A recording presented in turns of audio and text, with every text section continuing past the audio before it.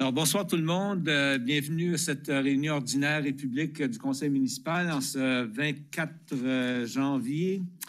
Je vous souhaite la bienvenue à tous. Ceci étant dit, on va passer à notre mot d'ouverture. Chers collègues, ayons la sérénité d'accepter les choses que nous pouvons changer et le courage de changer les choses que l'on peut et la sagesse de connaître la différence. Merci bien.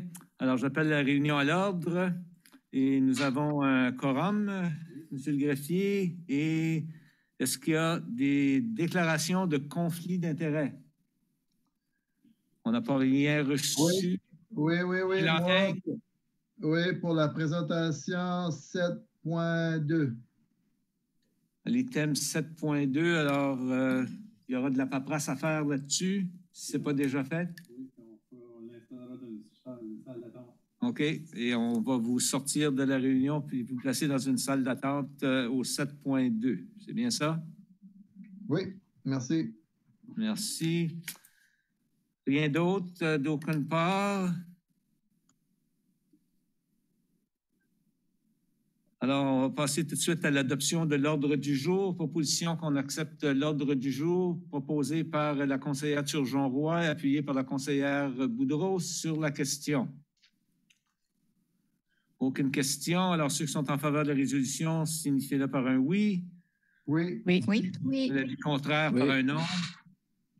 Alors, l'ordre du jour qui a été présenté est accepté. Maintenant, on va passer à l'item 7, aux présentations, requêtes et pétitions. Au 7.1, demande de renseignement des membres du Conseil au service régional de Kodiak de la GRC. Monsieur Jolette, je présume, devrait être au téléphone. Bonsoir, oui, Monsieur bonsoir, Jolette. Monsieur le maire. Bonsoir. Bonsoir et une bonne et heureuse année à vous et à tous vos partenaires. Je pense qu'on a déjà fait ça. On est déjà rendu au 24, c'est incroyable. Oui, le mois de janvier est quasiment terminé. C'est ça.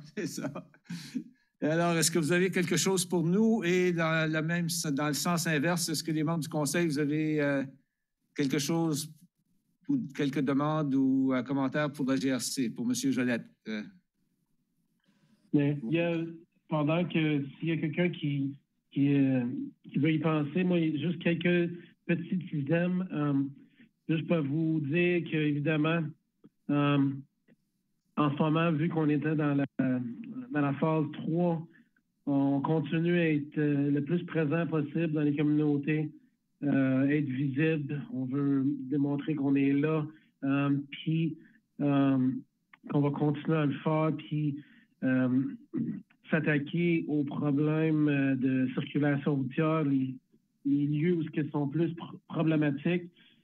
Et sur ça, je voulais juste rappeler à tout le monde, puis au public et à tout le monde qui écoute, c'est que les classes devraient retourner lundi prochain. C'est donc, on doit retourner nos routines qu'on a peut-être oublié le matin, de se préparer plus tôt, partir un peu plus tôt pour être moins pressé et faire attention à tous les petits amis qui vont être sur le chemin. Nous, on va être présents dans toutes les zones pour assurer la sécurité routière, la sécurité des enfants. Donc, je voulais juste faire ce rappel-là. Donc, c'est tout que j'ai comme rapport, mais je suis ouvert à n'importe quelle question ou commentaire comme d'habitude. OK, merci. Question, Madame la conseillère Boudreau. Merci, Monsieur le maire. Dernièrement, on est dans une période de grand froid, puis je me demandais, j'étais en train de penser aux sans-abri dans la région du Grand Moncton. Qu'est-ce qu'on fait, qu'est-ce que la GRC fait pour venir en aide et faire des interventions pendant ces grands froids pour assurer leur sécurité? Merci, Mme Boudreau. C'est une bonne question. Puis, donc, récemment, on a eu deux tempêtes, 2 vendredis de suite aussi. On se prépare tout le temps la journée d'avant ou 2 jours avant pour aller faire contact avec ces gens-là. Notre équipe de police communautaire connaissent tous ces gens-là puis ils savent où les trouver. Donc, on va tout de suite aller leur jaser, savoir c'est quoi qui est leur plan avant la tempête, quoi que ce soit. Puis, on essaie de les pointer dans les bonnes directions parce que il y a beaucoup de sang, puis aussi, il y a des locations pour les sans-abri, mais aussi il y a des églises qui ouvrent leurs portes pour les tempêtes puis les grands froids. Donc, on leur pointe toutes dans les bonnes directions. Puis, qu'est-ce qu'on fait à chaque matin?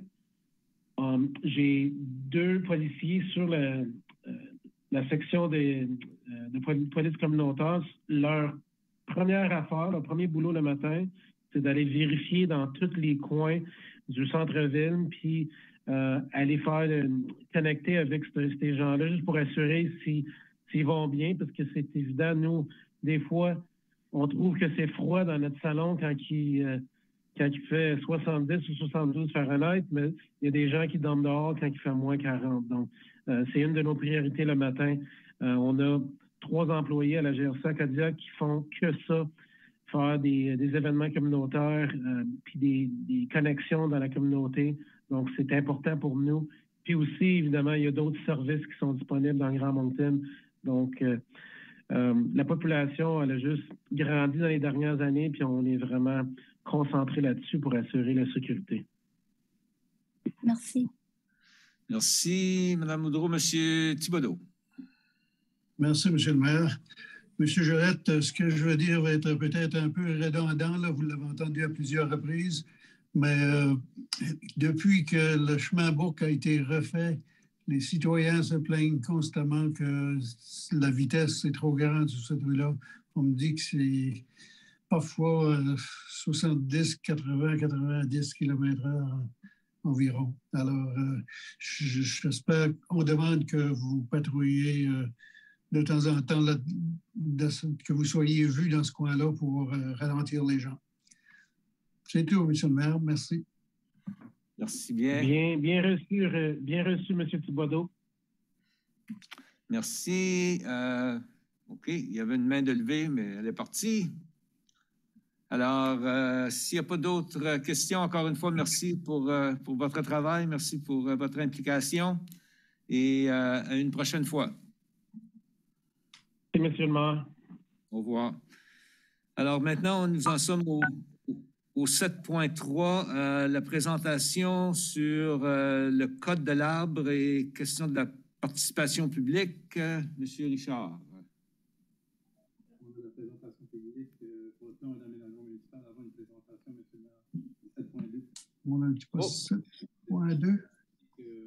Ah, excusez-moi, OK, 7.2, j'ai sauté par-dessus. J'étais tellement content de voir Marcel alentour, je voulais le garder pour un bout de temps, un bout de temps plus long. Alors, on va excuser M. Lanting si on peut l'envoyer dans une salle. Parfait, merci. Okay. M. Lanting est parti du décor. Alors, présentation publique, modification, plan d'aménagement municipal concernant l'arrêté Z9. Monsieur Lançon. Monsieur Girard va faire la présentation avec sa spécialité qu'on lui connaît. Alors, si vous voulez lui remettre le micro. Avec la doigté qu'on lui connaît, c'est bien ça. Donc, merci beaucoup, Monsieur le maire, et bonjour, et plutôt bonsoir, membres du conseil. Donc, je vais partager mon écran pour débuter là, la présentation publique.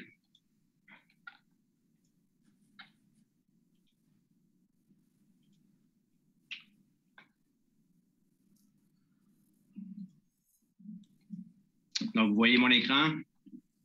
Oui. Oui. Parfait. Donc, on est présentement en présentation publique pour 2 demandes de propositions, là, donc 2 demandes d'amendement au plan d'aménagement municipal.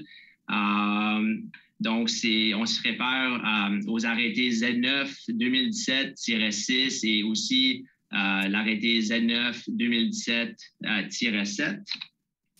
Donc, un peu là, un aperçu de la présentation de ce soir. Je vais mentionner les dates critiques en lien avec les 2 demandes de proposition. Et on va regarder plus en détail qu'est-ce qui sont là proposés en termes d'arrêtés ou aussi de projets d'aménagement sur les sites en question. Donc, comme dans tout autre processus de modification au plan d'aménagement municipal et aussi à l'arrêté de zonage, on a des dates critiques à suivre pour faire en sorte là, que la loi sur l'urbanisme, les dates prescrites de la loi sur l'urbanisme sont bel et bien suivies. Donc, le Conseil a entamé le processus en fixant les dates de présentation publique et à l'audience publique le 10 janvier. On est présentement en présentation publique. Le 14 février, on va avoir les audiences publiques qui sont plutôt en lien avec les modifications qui vont être apportées à l'arrêté de zonage. Le 16 février, le dossier sera présenté aux membres du comité consultatif en matière d'urbanisme pour leurs considérations et recommandations. Et ensuite, le Conseil va être en mesure là, de recevoir cet avis pour le 28 février, où le Conseil pourront se pencher sur la question et prendre une décision. Donc, pour vous mettre en contexte, les deux demandes se retrouvent sur deux terrains adjacents, à proximité de l'aéroport sur la rue Champlain et aussi à proximité de la rue Lorette. Donc, j'ai mis une étoile là, juste pour vous référer. Comme on peut voir ici, l'aéroport est devant le site en question, la rue Champlain, la rue Lorette et aussi le chemin de Chartersville ici.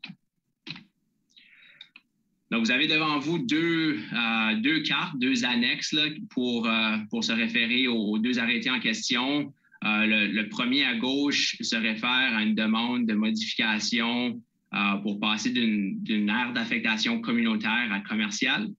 Et l'autre à côté, juste à droite, l'annexe A1-9, la demande, ce serait de passer d'une aire d'affectation communautaire à une aire d'affectation résidentielle. Donc, pour commencer, pour le premier projet en question, la demande se réfère avec le polygone ou le genre de carré là, qui est encadré en jaune. La demande ici, ce serait pour accommoder un entrepôt. Donc, à l'heure actuelle, on a un bureau qui est localisé sur le site. On a été demandé là, de considérer un entrepôt sur le site. À l'heure actuelle, le zonage est zoné institutionnel. Un bureau était un usage permis là, dans la zone institutionnelle, mais afin d'accommoder un entrepôt, l'entrepôt n'est pas un usage qui est permis dans cette zone-là. Donc, la demande devant vous là, est pour vraiment considérer un entrepôt qui serait annexé là, au bâtiment existant. Donc, vous avez devant vous là, juste un croquis ou plutôt un plan architectural de l'entrepôt proposé.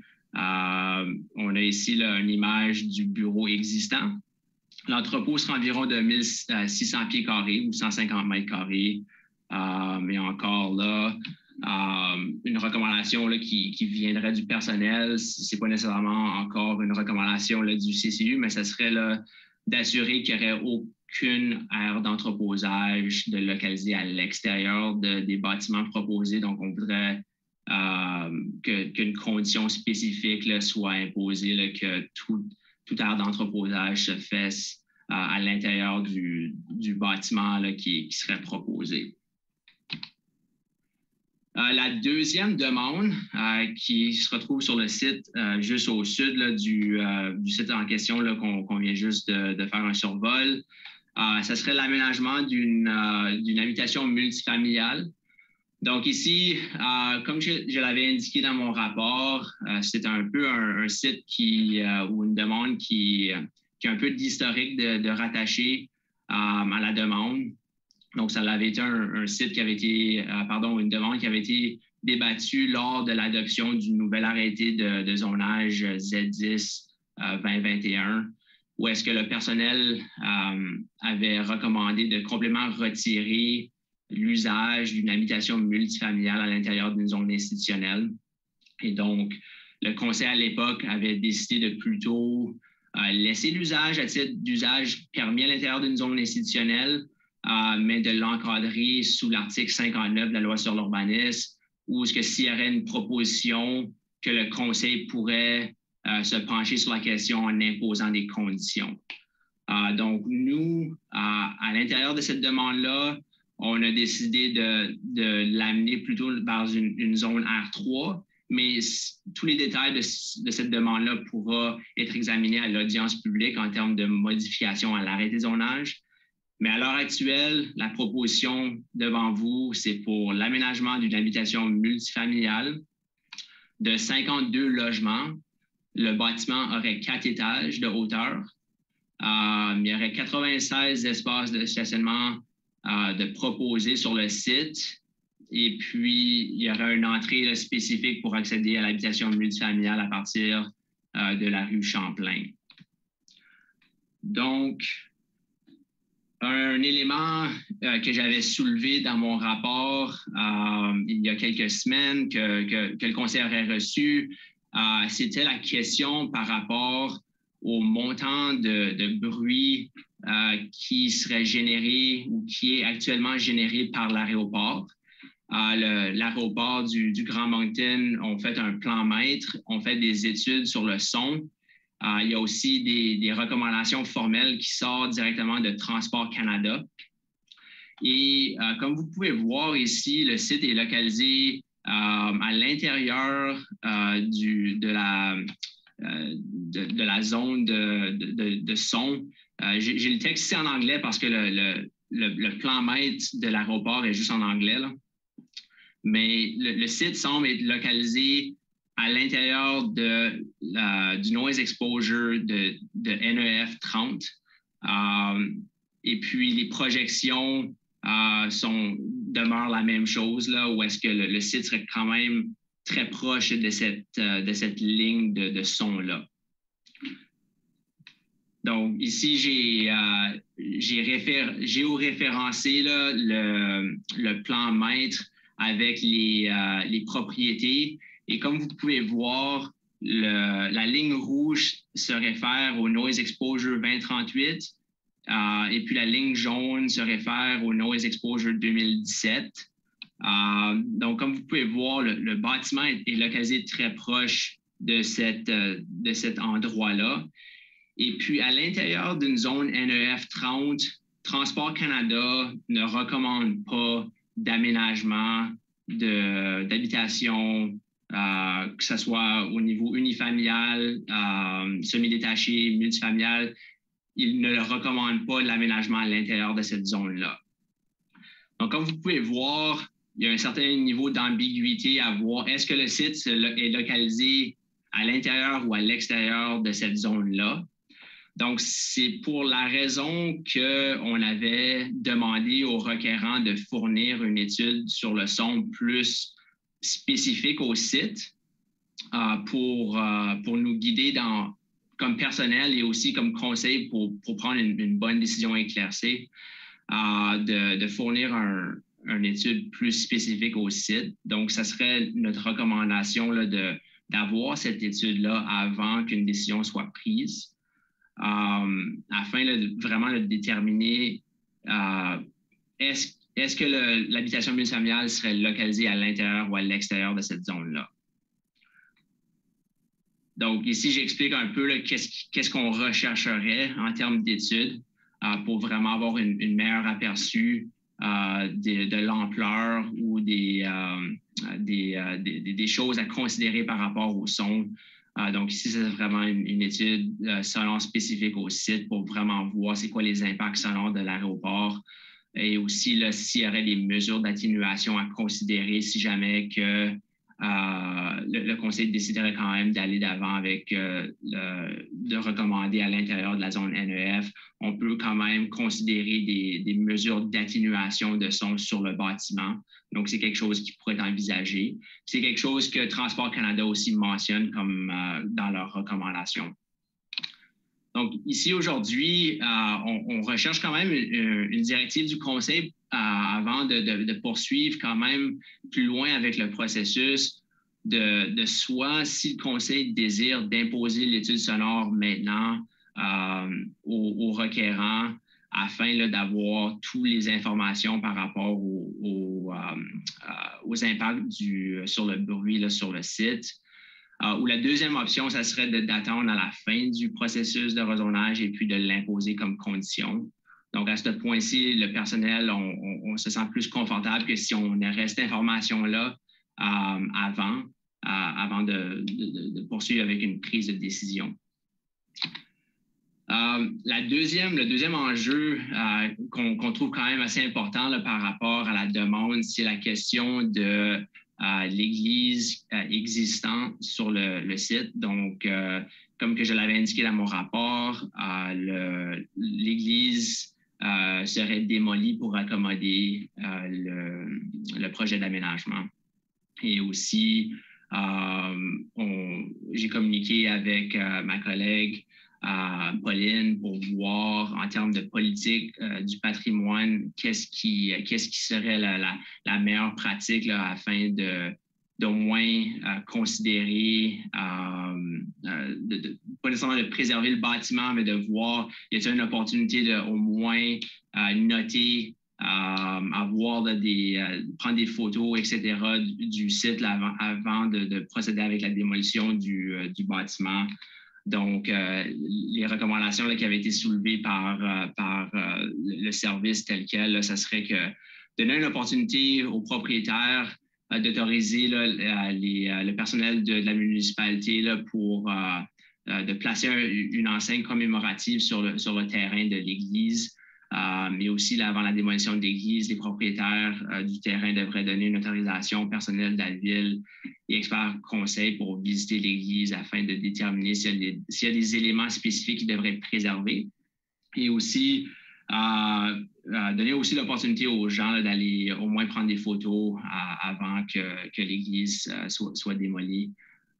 Donc, ici, c'est des recommandations préliminaires du personnel.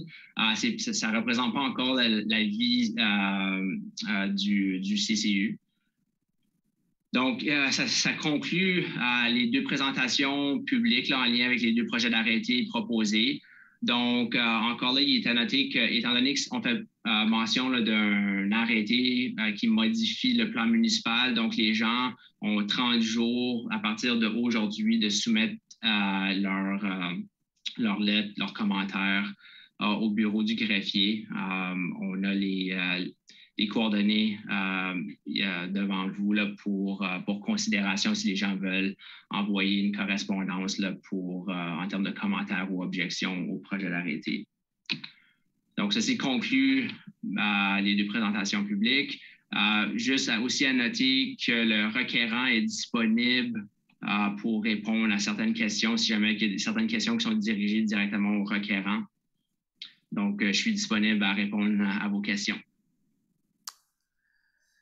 C'est bien, merci pour la présentation. Je ne sais pas si que le requérant a quelque chose avant à dire ou bien si on va attendre en premier lieu les questions des membres du conseil. Peut-être que c'est un va mener à l'autre. Alors, première question, Madame Boudreau. Merci, Monsieur le maire. Ma question est par rapport à l'église. Est-ce qu'elle est encore utilisée aujourd'hui? Donc, d'après moi, l'église n'est pas utilisée comme à titre d'église, elle est utilisée pour d'autres fins. Donc, non, l'église est plus utilisée comme qu'elle était auparavant, là, comme une église. Puis c'est un lieu patrimonial qui est enregistré? C'est ça, donc c'est un site patrimonial qui a été plutôt inventorié. Ça a été enregistré avec une agence de Patrimoine Canada. Ça a été identifié comme étant un site patrimonial, mais la politique du patrimoine de la municipalité ne protège pas physiquement le bâtiment contre une démolition. Donc, l'exercice avait été fait à l'époque de l'adoption de la politique, à voir quels étaient les bâtiments qu'on devait préserver ou conserver, au moins à Dieppe. Et puis, ça avait été identifié que la maison de Doiron était le seul bâtiment qui avait une valeur patrimoniale à préserver, conserver physiquement. Et puis que le restant des bâtiments pouvaient est démolie si l'opportunité était là, mais quand même que si on avait une opportunité au moins de prendre des notes, prendre des photos, etc., que l'opportunité devrait être prise. Donc, je vois que Pauline est avec nous. Je ne sais pas si elle avait quelque chose à rajouter par rapport à la politique du patrimoine. Non, c'est très bien expliqué. Merci. C'est bon. Merci, ça va faire des choses à réfléchir. Merci, Monsieur Thibodeau. Son micro. Microphone, s'il vous plaît.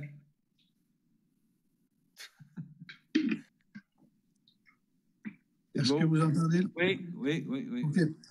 Bon, pour moi, Alexandre, avec les conditions que vous avez énoncées là, je pense que le plus gros obstacle, c'est certainement le bruit de l'aéroport. Mais si le promoteur veut faire une étude du son, puis ensuite qu'il peut prendre des mesures d'atténuation du son, puis qu'il est confiant qu'il va pouvoir louer son édifice malgré le bruit que ça peut entraîner, je pense que ça semble être un beau projet. Donc, juste pour peut-être rajouter à votre commentaire, conseiller Thibodeau, ici, on recherche quand même une directive du conseil à voir. Est-ce que vous voulez avoir l'étude sonore spécifique au site avant de prendre votre décision?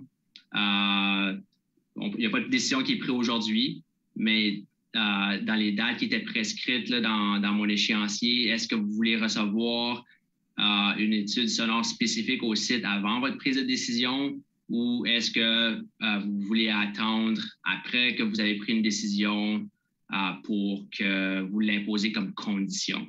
Donc, on recherche un peu une directive là, pour vous avant de procéder.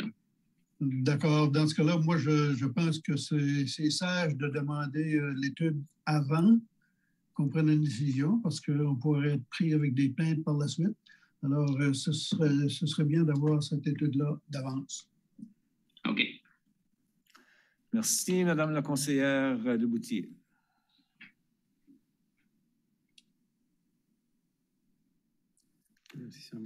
Alors, on a perdu le micro de Madame Leboutier.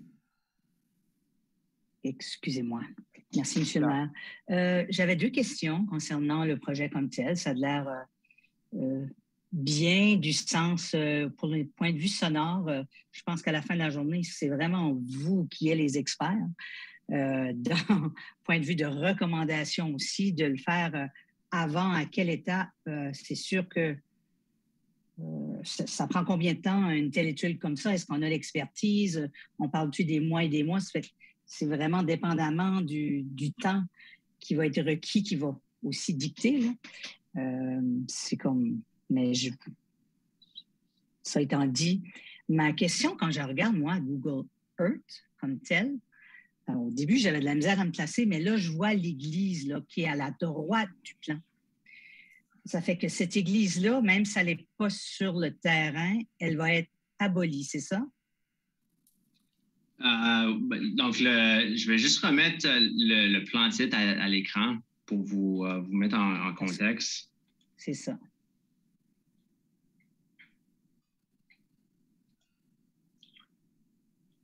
Donc, vous voyez mon écran?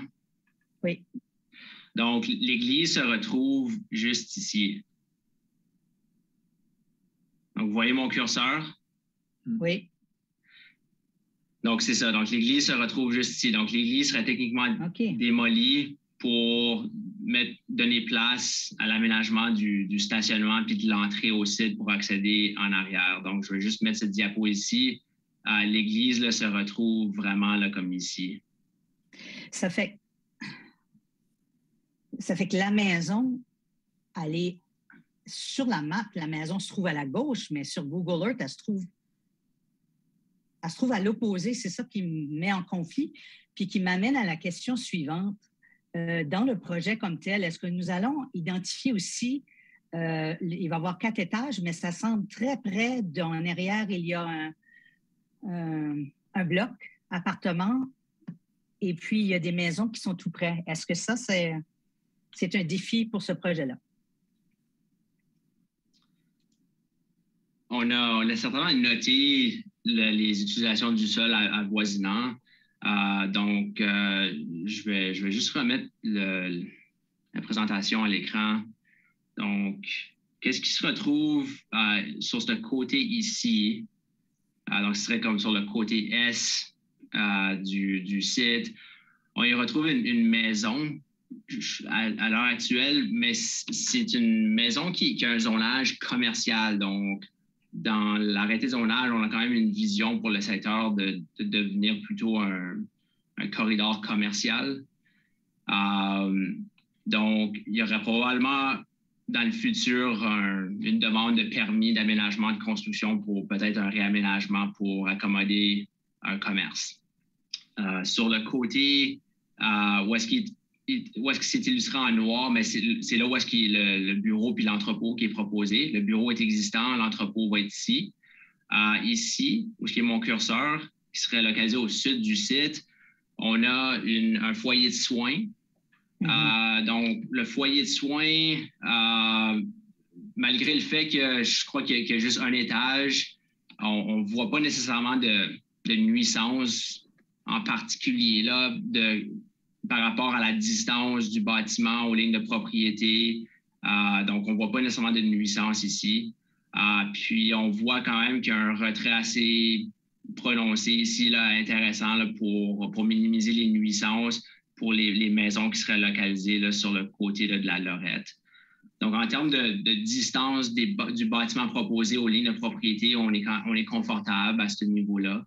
On n'a pas nécessairement de préoccupation, mais si vous avez des préoccupations peut-être par rapport à l'ombrage qui pourrait être créé, vous pouvez certainement exiger une étude sur les ombrages là, pour voir là, qu'est-ce qu'il y en a avec ça. Donc, non, c'est correct, M. Girard. Je voulais juste plus d'informations là-dessus. Ce qui m'amène, par exemple, à un point qui est sur le même projet et que la conseillère Godbout a relevé lors de notre dernière réunion, était le fait que nous sommes dans COVID dans une phase 3. Puis, à regarder les échéanciers, j'aimerais qu'on considère, comme je pense que c'est l'année passée qu'on a fait ça aussi lorsqu'on était dans une phase 3, c'est-à-dire d'extensionner au lieu d'un mois puis donner peut-être 1 ou 2 semaines supplémentaires aux gens à réagir, etc. C'est juste une suggestion, encore une fois, que je trouve que pour les citoyens et le projet, sans que ça nuise, espérant que... Puis, en tout cas, je vous laisse à guise de ce côté-là. C'était une suggestion, encore une fois. Merci beaucoup. Il n'y a pas de problème, c'est noté. Merci. Merci, Mme Godbout. Merci, Monsieur le maire. Moi, j'avais 2 commentaires. Le premier étant sur les 2 options, les directives que vous avez proposées pour le conseil. Je suis d'accord avec le conseiller Thibodeau qu'à mon égard, l'option 1 est préférable, à savoir obtenir l'étude sonore avant la prise de décision. Puis la raison que je dis ça, c'est que pour moi, a priori, en prenant des décisions au conseil, je veux m'assurer qu'on endosse des décisions où les gens qui viennent déménager à Dieppe peuvent avoir confiance que là où ils vont se placer, c'est des places qui ont été bien conçues, bien considérées, qu'on avait toute cette information-là avant de le faire, et puis si ils vont déménager là, qu'ils peuvent avoir confiance qu'ils vont être bien lorsqu'ils déménagent à Dieppe. Puis avec ça en tête, je regarde, pour moi, c'est très important les recommandations de Transport Canada, à savoir de la zone sonore. On oublie qu'en temps de pandémie, tout de suite, on ne les entend pas beaucoup, les avions. Puis écoute, moi, je suis loin en dedans du 25. Je suis beaucoup plus loin que ça. Et quand on a changé les fenêtres de la maison, on a mis des fenêtres encore plus réticents au bruit. Lorsqu'on a des grands avions, de gros avions qui arrivent, ils peuvent être très bruyants. Et puis, on veut certainement avoir un aéroport qui va pouvoir se développer et se reprendre et au niveau de commerce et d'autres choses. Donc, pour moi, c'est un gros enjeu et puis je vais regarder avec intérêt cette étude-là sonore parce que ça va venir guider un peu, faire sûr que ces 2 choses-là sont prises en considération. Mon deuxième commentaire, c'était sur le niveau plus patrimoine. Je pense que la communauté chrétienne a fait un peu son deuil de l'Église lorsqu'elle a été vendue comme terrain et puis en reconnaissant qu'à un moment donné, l'Église serait détruite ou du moins enlevée. Mais j'endosse à 100% et j'apprécie les considérations qui ont été faites au niveau de la valeur patrimoine. Puis même si les gens qui étaient activement dans la communauté lorsque la vente du terrain a été faite, il y a toute une autre communauté chrétienne et de gens autour qui ont vécu des moments importants, je pense, dans cette église. Et puis c'est très important de donner à la communauté une opportunité de reprendre peut-être une chance d'aller faire leur visite sur des lieux, que ce soit parce que c'était là où ils ont eu leur baptême, leur mariage, des funérailles, des gros moments de vie qui ont été vécus dans cette église-là. Donc, j'apprécie beaucoup la recommandation et l'intérêt que vous avez donné à cette attention à cet item-là. Merci. Merci bien. Je ne vois pas d'autres interlocuteurs. J'ajouterai mon petit grain de sel concernant la question de l'Église comme telle. Je pense que tout bâtiment présentement de cette nature-là qu'on veut, qui va être démoli pour des raisons, différentes raisons, là, je pense qu'il faut quand même prendre en considération qu'à un moment donné, la ville de Dieppe va vouloir avoir une place pour exposer toutes ces belles choses-là de la ville de Dieppe. Alors, un musée quelconque, à un moment donné, je sais que ce n'est pas dans nos prévisions pour les prochains quelques années, mais à un moment donné, c'est une chose que la ville de Dieppe, le conseil municipal de la ville de Dieppe devra commencer à penser. Puis je sais qu'il y a déjà des gens qui y pensent, là, mais ce sera une question à régler qui va répondre à beaucoup de ces problèmes-là. Alors, là-dessus, pas d'autres commentaires. Alors, je pense que M. Gérard, vous êtes bien conscient des commentaires. Je ne sais pas si M. Landry ou son partenaire est parti. Là. M. Leblanc. M. Leblanc est disparu de la carte. Alors, je ne sais pas si M. Landry, si vous avez quelque chose à ajouter ou des commentaires. Allô? Oui, ça va. Oui. Bien. J'avais juste une couple de notes, répondre à une question, les commentaires. Une des choses que je me demande ce qui serait possible, c'est qu'un membre de la ville pourrait partager sur le même document du plan d'aménagement de l'aéroport, page 101, qui démontre qui montre essentiellement qu'est-ce qu'était la zone en 2016. Puis si vous pouvez voir sur la map, en 2016, le zonage NEF 30 se rendait jusqu'à la rue Paul, se rendait jusqu'à Scodoc, se rendait même aussi loin que Louisville, puis allait même dans le port de Chartersville. Ça fait que le précédent sur tout ce qui s'est construit dans le temps que c'était cette zone-là, puis qu'est-ce qu'on a en dehors, puis vraiment le gros change qui s'est fait de ce rapport-là, c'est que FedEx et Purolator ont changé leurs avions de des 727 à des 757, puis c'est vraiment ça qui a changé le zonage de tout ça, là.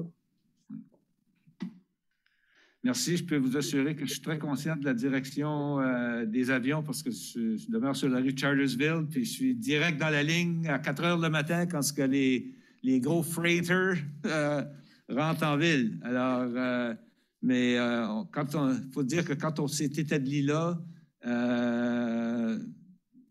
c'était des DC-10 qui rentraient, puis je peux te garantir qu'aujourd'hui, on les entend, les gros Boeing 757, on les entend même pas. Alors, ceci étant dit, c'est mon expérience avec l'aéroport. OK. C'est bon? L'autre commentaire que j'ai, l'aéroport a un comité consultatif communautaire et de gestion de bruit. J'ai vérifié les minutes des dernières 6 réunions. La dernière réunion comme telle n'est pas encore publiée. Mais dans les derniers 3 ans, les commentaires que j'ai lus, les appels qu'ils ont pour le bruit, et souvent quand c'est soit des avions pour le secours ou l'armée ou des choses militaires, c'est vraiment ce temps-là qu'il y a les questions, puis il y a juste un commentaire une fois que ça a été rapporté d'un résident, mais il n'a jamais fait de plainte officielle. Ça fait que dans les derniers 3 ans, il n'y a pas vraiment eu de plainte point de vue du bruit. C'est bien. C'est tout? Je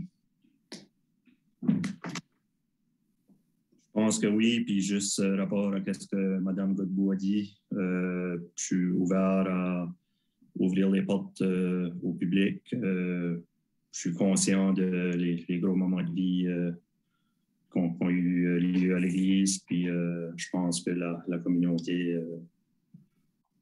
a besoin de venir visiter si qu'ils veulent poursuivre. Je suis convaincu que c'est un arrangement qui peut être fait assez facilement au cours des prochains jours. OK, merci beaucoup. S'il n'y a pas d'autres questions, la cédule pour ça, c'est... Tu peux la remettre, là? L'audience publique le 14 février, puis on revient au Conseil pour une décision le 28 février. OK, merci. S'il n'y a rien d'autre, merci pour la présentation. Merci, M. Girard. Merci, M. Landry, pour vos commentaires. Merci aux membres du Conseil. Oui. Item numéro, excusez-moi, de retour au 7.3, le code de l'arbre, participation du public. M. Richard. Bonsoir, M. le maire, membre du Conseil. Donc, vous partagez mon écran.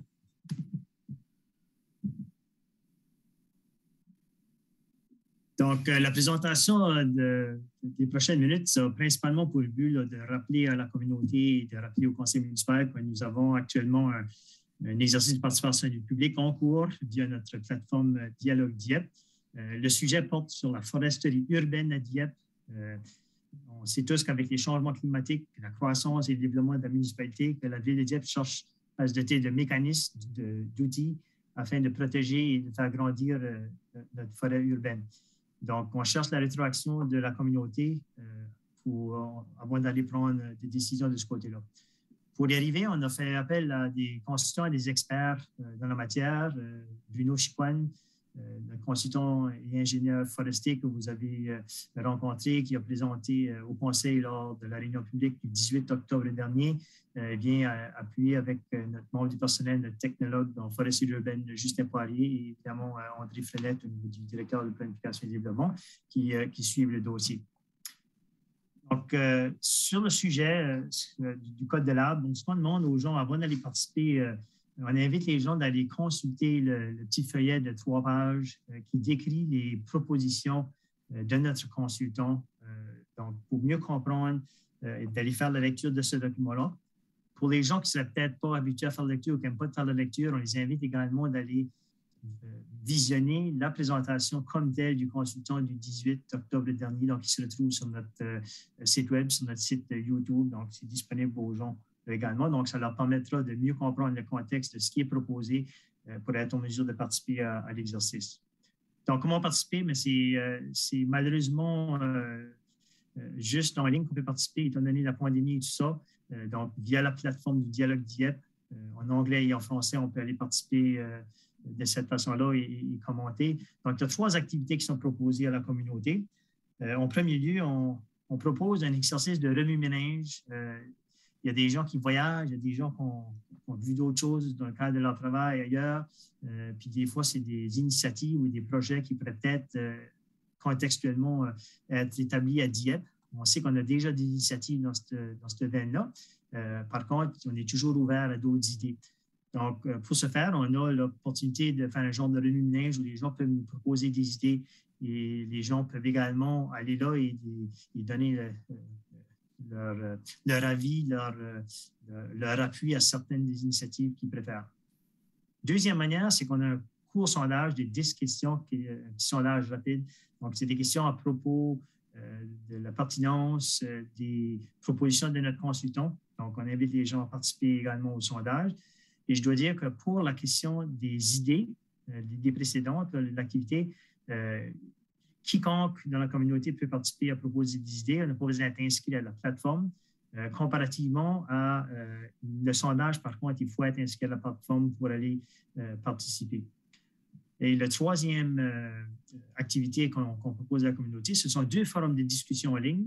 Donc, c'est l'opportunité pour les gens d'aller nous donner leur perspective par rapport aux avantages et aux désavantages, par exemple, d'exiger un permis de coupe d'arbres, donc qui est une des propositions du consultant. Dans un deuxième temps également, comment on ferait pour assurer la préservation d'arbres d'intérêt à proximité d'un chantier de construction. Donc, advenant qu'on avait une telle réglementation, c'est quoi les défis qui sont perçus et peut-être quelles seraient les solutions, les initiatives qui pourraient nous favoriser une telle approche comme ça. Donc, ce sont les 3 façons de participer au niveau de la plateforme Dialogue Direct. Et ce que vous voyez à l'écran, finalement, ce sont les échéanciers qui ont été établis. Donc, on est déjà une semaine à l'intérieur de cette activité-là. Donc, ça se termine dans une semaine, le 31 janvier. Et par la suite, il est prévu que la présentation des résultats de la consultation sera présentée au public et au conseil municipal lors de la rencontre de la réunion du conseil municipal. Et par la suite, il y a une petite erreur ici, ce ne sera pas le 21 février, étant donné que c'est un jour de congé férié, mais ce serait plutôt le 22 février, qui serait un mardi lors de la réunion du comité permanent sur les stratégies et politiques publiques. Je pense que c'est à ce moment-là qu'on prévoit présenter des propositions qui proviendraient du personnel et de nos experts du service de planification et développement. Donc, ça complète la courte présentation. C'était plutôt pour, encore une fois, informer le conseil, informer le public de ce qui est en place actuellement. Si vous avez des questions, je pense qu'on a peut-être mon collègue ici, là, au niveau du contenu particulièrement. Moi, je suis de loin l'expert en termes du sujet. C'est plutôt au niveau de l'exercice de participation du public. Merci, M. Richard. Est-ce qu'il y a des questions de la part des membres du conseil? Je pense que j'en vois 2 présentement. C'est un sujet dont on a beaucoup discuté au cours des derniers mois. Madame Lepoutier. Oui, merci, M. le maire. J'avais 2 questions, mais juste des constatations. J'aimerais savoir, c'est quoi nos outils de communication pour ceci? Parce que à part ma conseillère Boudreau qui l'a placé, je pense qu'il y a une couple de jours passés, moi, je n'ai rien vu passer là-dessus. Là. Fait que je me demandais, c'est beau le temps, mais c'est quoi les outils de communication pour s'assurer qu'on va faire participer les citoyens en grand nombre? M. Richard. En ce moment, au niveau de la plateforme, les gens qui sont inscrits à la plateforme reçoivent un avis qui a une consultation. Mais du côté des autres initiatives d'outils, là, je pense qu'il faudrait que peut-être, je ne sais pas si ma collègue Annie Dubé est ici ce soir ou si elle a de l'information à ce niveau-là, mais je pense que j'ai peut-être vu passer quelque chose au niveau des médias sociaux, là, mais il y a peut-être d'autres initiatives qui sont planifiées de son côté, mais je n'ai malheureusement pas cette information-là en ce moment. Je pense qu'il y avait quelque chose sur la page éditoriale du Times and Transcript d'aujourd'hui qui était directement relié avec ça. Excusez-moi, M. le maire, si vous me permettez. Oui, M. Frenette. Je sais que c'est ça, ma collègue des communications pourra peut-être ajouter, là, mais je sais que les communications ont fait un press release, en français, le mot m'échappe, mais suite à ça, j'ai eu des journalistes qui m'ont approché, entrevue avec Times and Transcript, aussi avec Michel Doucet, de la Radio-Canada aussi. Moi et Bruno, on a passé samedi, mais au niveau des autres médias, ça, je vais laisser ma collègue Annie pour répondre à cette question-là. Alors, Annie, est-ce que tu peux voir le suivi?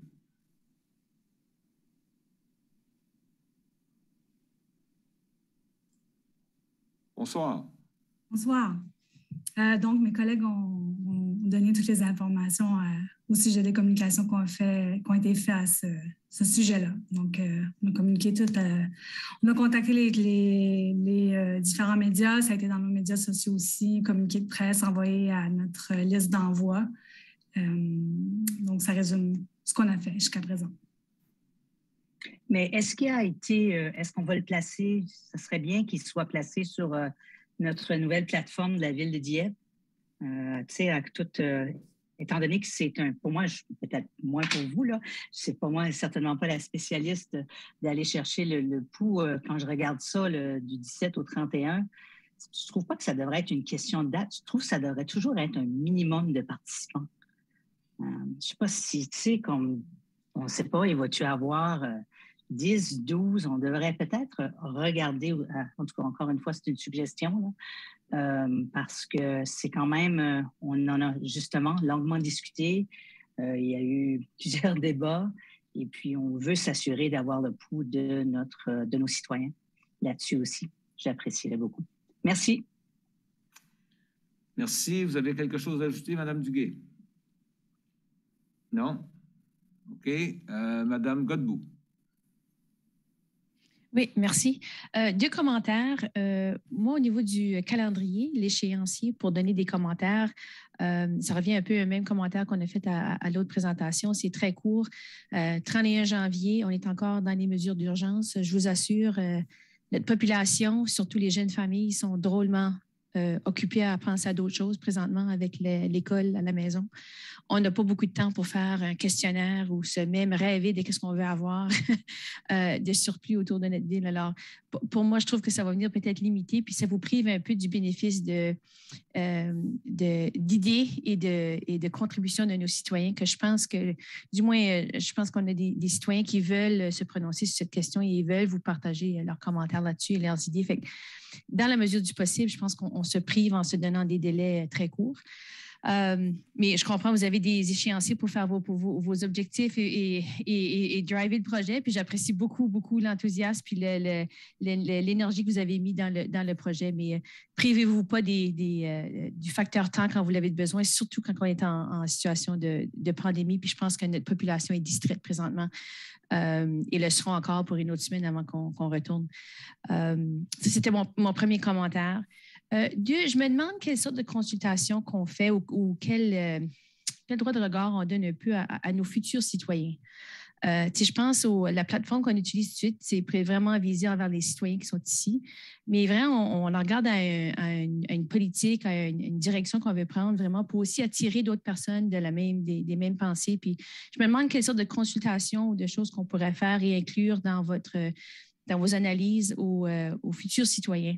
Des gens qui vont déménager ici plus tard, des gens qui vont vouloir venir être dans les immeubles qu'on va bâtir et déménager ici là plus tard. Fait que c'est peut-être des gens aussi qui auraient quelque chose à contribuer parce qu'ils commenceraient à se voir dans notre ville, là, qui peuvent déjà contribuer à ce que ça va ressembler avant qu'ils arrivent. C'est mes commentaires. Merci, M. Lanteigne. Merci, M. le maire. Merci, M. le maire. Donc, je suis d'accord avec conseillère Godbout et Le Boutillier. Je pense que c'est important de prendre le temps d'avoir la participation, une bonne participation du public. C'est un sujet, on sait que c'est un sujet chaud, qui a été chaud en 2021 au niveau de la Coupe des arbres, tout ça. Donc, je pense que ça vaudrait la peine peut-être d'allonger la période de temps aux gens pour répondre. Puis aussi, est-ce qu'on a est-ce qu'il y a un post Facebook sur ça qu'on pourrait partager? Moi, j'utilise beaucoup Facebook pour toutes sortes de choses, puis on rejoint énormément de monde. J'aimerais qu'on mette toutes les chances de notre côté pour rejoindre le plus de monde possible. Puis, on pourrait aussi partager ce lien-là sur le groupe là, de Sustainable Dieppe. Là, le nom m'échappe en français. Là. Le groupe qui a été fondé par Mathieu Bouc. Donc, est-ce qu'on a un post Facebook? Oui. Il y en a un? OK. Je l'ai manqué. Je vais aller voir pour, puis je vais le partager. C'est tout pour moi. Merci beaucoup. Merci. Deuxième tour, Mme Boudreau. Merci, Monsieur le maire. Moi, c'était par rapport à la façon de participer au sondage. Je sais tout de suite, on est en phase 3, mais je trouvais ça dommage qu'on coupe l'idée de faire le document papier ou par téléphone. Est-ce que si on avait été en phase 2, on aurait été capable de faire cette option-là? C'est certain que la pandémie nous restreint un peu pour les activités qu'on peut faire. Donc, ce n'est pas idéal de juste avoir une consultation en ligne. On sait que ce n'est peut-être pas autant inclusif qu'on le veut. Donc, pour les temps qui courent, c'est certain qu'on est privé de ce côté-là. Ce que je peux peut-être ajouter, c'est que c'est un des sujets qu'on a eu le plus de participation à date, je pense, sur notre plateforme. Donc, il y a eu quand même beaucoup d'intérêt, mais ça fait juste une semaine que c'est parti. Je pense que c'est la conseillère Boudreau ou peut-être quelqu'un d'autre qui a partagé avec le groupe de développement durable de Dieppe. Non, mais il y a aussi d'autres gens qui ne sont pas des citoyens de Dieppe qui ont participé. Donc, un petit peu peut-être sur la question ou le commentaire de la conseillère Godbout, n'importe qui s'inscrit à la plateforme peut participer. Ils ne sont pas obligés d'être des résidents de Dieppe. Donc, nous, on les voit quand ils viennent à s'inscrire. Donc, c'est une façon pour nous d'analyser les résultats et d'être capable de dire, par contre, qu'on a X montant ou pourcentage de résidents de Dieppe qui ont participé puis qui pensent ici, X pourcentage de résidents qui ne sont pas de Dieppe, mais des gens qui ne sont pas de Dieppe peuvent quand même participer. Donc, sur ce côté-là, je ne m'inquiéterai pas. On a une bonne participation tout de suite. Puis je pense que ma collègue Annie nous a déjà participé au niveau de l'équipe de direction. Parfois, ce n'est pas nécessairement la durée qui compte, mais des fois, c'est le sujet qui attire l'attention. Et dans ce cas-ci, on a de l'intérêt sur le sujet. Par contre, c'est certain qu'on ne peut peut-être pas aller chercher tout le monde, étant donné la pandémie. On est seulement là. Notre exercice n'est pas aussi élargi qu'on l'aurait habituellement pour un sujet comme celui-ci. Merci. Puis oui, j'avais partagé la publication sur le groupe de développement durable. Merci.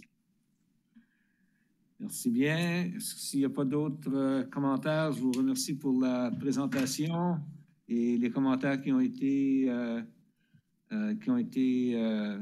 amenés à la table. Je pense que peut-être une considération d'ajouter peut-être une autre semaine. Je ne sais pas si ça vous retarde terriblement dans votre cédule de travail. Ça fera une semaine à faire d'autres choses. Puis je sais que vous avez beaucoup de choses sur la table. Il y a aussi d'autres éléments qu'on veut ajouter dans les futures plateformes. Alors, il y a tout ça à prendre en considération, oui. Mais on va le prendre en considération. OK. Merci bien. Alors, l'item numéro 8, question du public. Alors, M. Simard, je pense qu'on a reçu des questions du public. Non, la réponse est non, on n'a pas reçu de questions du public. OK. Merci, M. Simard. Item numéro 9, adoption des procès-verbaux. Premièrement, la réunion ordinaire du Conseil tenue le 10 janvier. Est-ce qu'il y a quelqu'un qui peut en faire la proposition? Proposée par Mme Boudreau, appuyée par le conseiller Thibodeau sur la question. Aucune question. Alors, ceux qui sont en faveur de l'adoption du procès-verbal du 10 janvier? Oui. Oui. Oui. Oui. Et contre?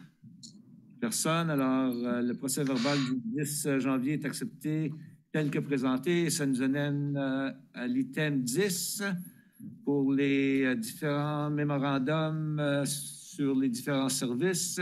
On va commencer avec le 10.1, développement communautaire et performance municipale. Monsieur Melançon. Merci. Bonsoir, Monsieur le maire. Bonsoir tout le monde. Alors, comme premier dossier, l'année 2022 qui vient d'être entamée, vous avez devant vous les octrois de subventions qui sont remis annuellement à des organisations qui rendent service à la municipalité ou à la communauté. Alors, vous avez un montant de 308 046 $ qui a été recommandé et pris en considération dans le budget 2022. Et c'est pour votre approbation ce soir pour par la suite remettre les montants à chaque entité qui vont recevoir des fonds 2022. C'est pour votre considération. Merci pour la lecture de la résolution. Oui, hello, quelqu'un? Mon micro, merci, oui, OK. Alors, la résolution est proposée par Mme Turgeon-Roy et appuyée par M. Lantaigne, c'est bien ça? Alors, sur la question... Oui. Est-ce que Mme Turgeon prend... Je peux le lire, oui. Oui.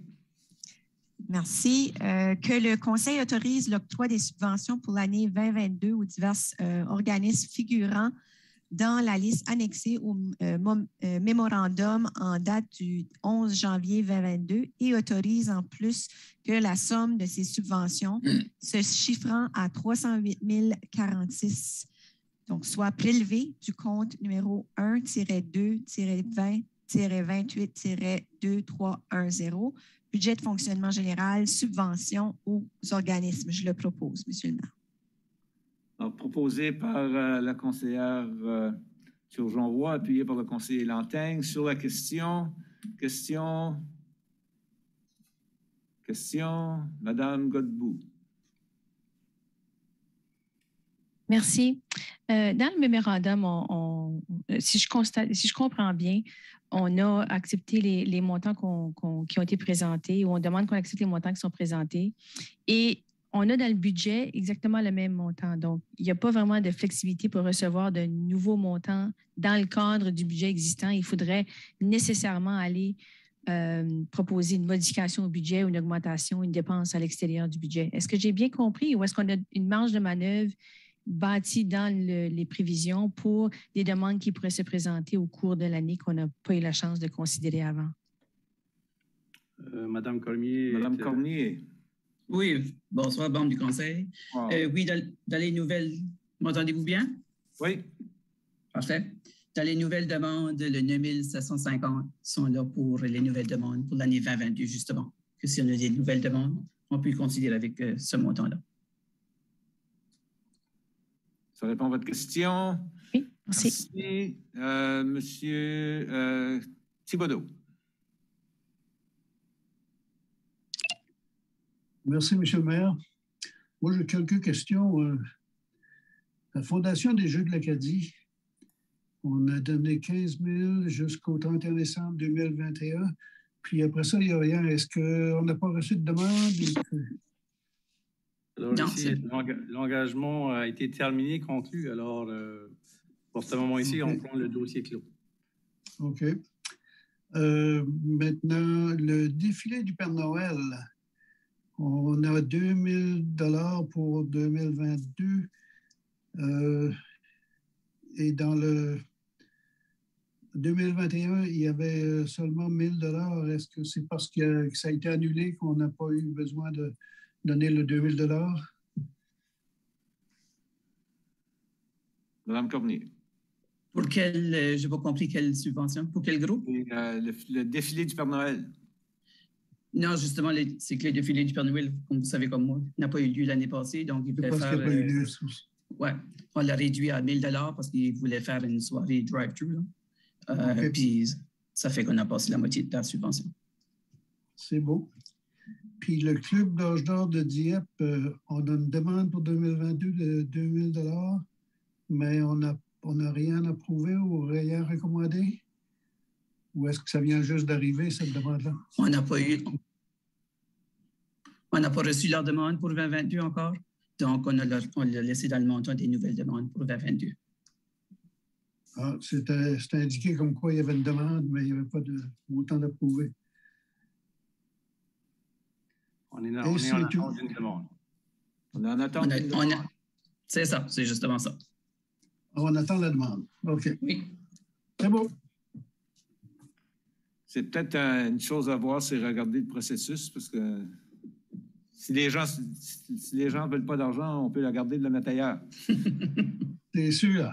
On n'a pas de misère à trouver une place. Monsieur Lantaigne. Merci beaucoup, Monsieur le maire. Moi aussi, j'ai quelques questions au niveau des différentes subventions.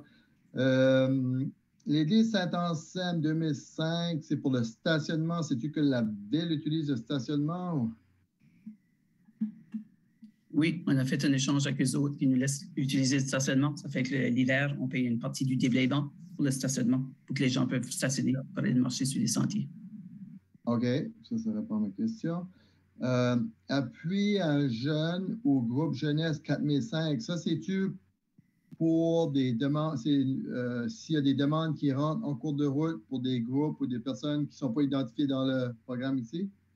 C'est ça. C'est les demandes qu'on a pour des gens qui se cadrent pour le championnat provincial, national, international. OK. So, on a une réserve de 4 500 $ pour ça. C'est bien ça. OK. Puis mon dernier, c'est au niveau des banques alimentaires, je vois 0, là.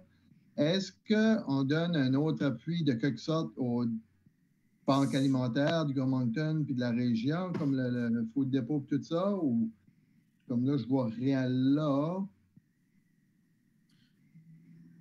Est-ce qu'on supporte les banques alimentaires de quelque façon? Oui, on fait des collectes de fonds de nourriture non périssable pour les employés. Puis aussi, lorsqu'on a nos fêtes ou parties de Noël de la ville, les employés, on ramasse aussi des fonds là pour c'est géré à eux autres. Puis on avait des petits montants. Financièrement, on ne fait aucune donation aux banques alimentaires. Il y a déjà eu 2 000 $ que je vois, puis là, depuis une couple d'années, on ne donne rien. On n'a aucun support financier aux banques alimentaires. C'est qu'on n'a reçu aucune demande de leur niveau à eux autres pour une demande, pour une subvention. Ils n'ont pas fait de demande, OK. Ah, c'est bizarre. OK, ben, ça répond à mes questions. Merci beaucoup. Merci, Mme Boudreau. Merci, M. le maire. Moi aussi, j'ai quelques petites questions. Est-ce que le Théâtre Capitole devrait être dans cette liste d'organismes qui est censé avoir des fonds? Le Théâtre Capitole a son propre compte dans les budgets de la ville. Ça fait que c'est un autre budget séparé que ce compte ici. Ah, OK. OK, je comprends. Puis, ouais, juste pour faire du pouce sur ce que le conseiller Lantaigne a dit, je trouve ça dommage qu'on ne donne rien aux banques alimentaires. Puis, je regardais, par exemple, on a eu une présentation sur l'atelier Seconde Chance. Est-ce qu'on pense les appuyer dans leurs efforts? Nous, on va avec selon les demandes qu'on reçoit. Donc, si on reçoit une demande de la Banque alimentaire chrétienne, c'est certain qu'on va la considérer. OK. Merci. Je pense que celle de... Monsieur le maire, alors, Atelier Seconde Chance, on a fait une contribution à la fin de l'année 2021 pour être partenaire au niveau d'achat d'un véhicule. Alors, vous voyez en bas, l'année 2021, une contribution de 10 000 $ qui aussi était coïncidée avec une contribution de Riverview et de Moncton également. Il y a aussi, je me demandais, Habitat pour l'humanité, est-ce qu'on pense donner cette année? Je vois que l'année passée, on a donné, mais pas cette année. Alors, pour le moment, on n'a pas de projet qui a été avancé par Habitat pour l'humanité. Alors, aussitôt qu'on aura des discussions, on va certainement être à l'écoute et être un partenaire à une belle initiative comme qu'ils font. Merci. Merci. Et finalement, pour le moment, Mme Leboutier. Oui, merci, M. le maire. Une coupe qui a été répondue, c'est parfait. Moi, ma question, c'était pour le CAFI, parce qu'on avait signé une entente, puis à ma connaissance, on avait fait... Est-ce que c'est juste une entrée de fonds qui est différent? Ou... Je regarde si que notre trésorier, M. Thériault, pourrait expliquer, ou c'est peut-être une autre contribution, Mme Cormier, c'est peut-être par la programmation ici, et l'autre entente, c'est notre partenariat. Oui, c'est ça, je me demande, c'était ma question. Non, nous autres, c'était pour l'entente, justement, pour le CAFI, qui sont venus s'installer à Dieppe. C'était pas pour la programmation. Alors, donc, c'est juste une entrée. Une contribution qui est répartie sur une période de 10 ans. C'est bien ça. D'accord. Comme, OK, le paiement original. Mon autre question, puis c'est la dernière, c'est est-ce qu'il y a des demandes qui ne sont pas là, qui ont été faites, mais qui se trouvent pas dans... Non? Tout ce que vous avez reçu sont là présentement. OK, oui. Merci beaucoup. Très bien. Alors, pour la lecture... pour le vote.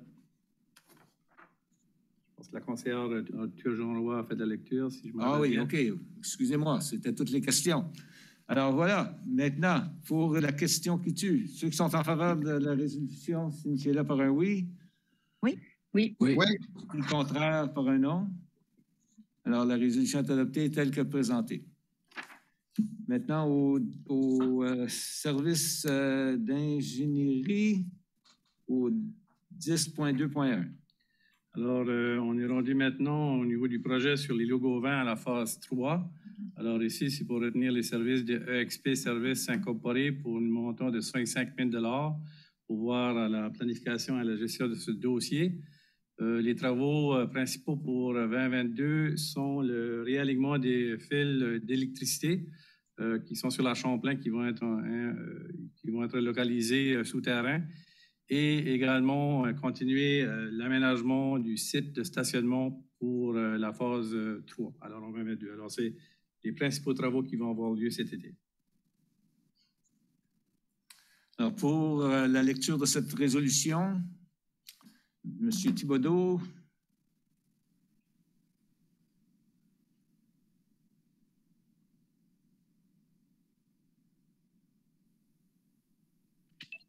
OK. Merci, M. le maire. Que le Conseil autorise EXP Services Incorporés à entreprendre les services d'ingénierie en vue du projet intitulé Centre-Ville et Logo 20 phase 3 au coût de 65 000 $ plus TVH et autorise en plus que cette dépense soit prélevée sur le compte numéro 3-3-58-58-7663 budget d'immobilisation générale Centre-Ville et Logo 20 phase 3. Je le propose, M. le maire.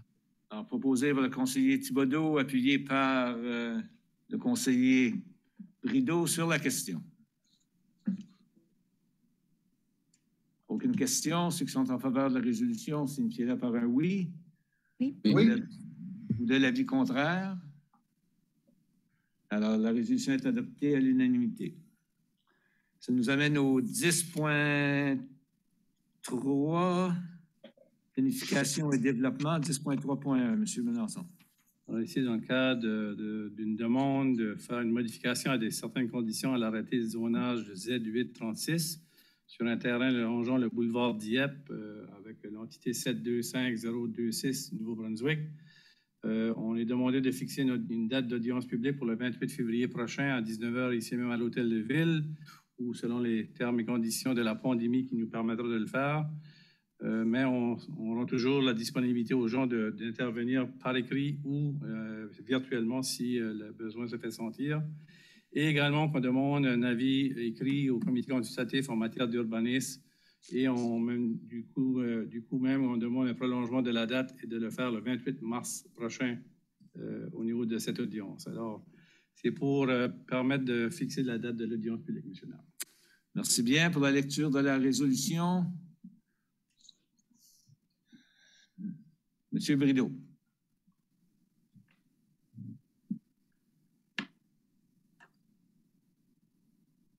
M. Brideau.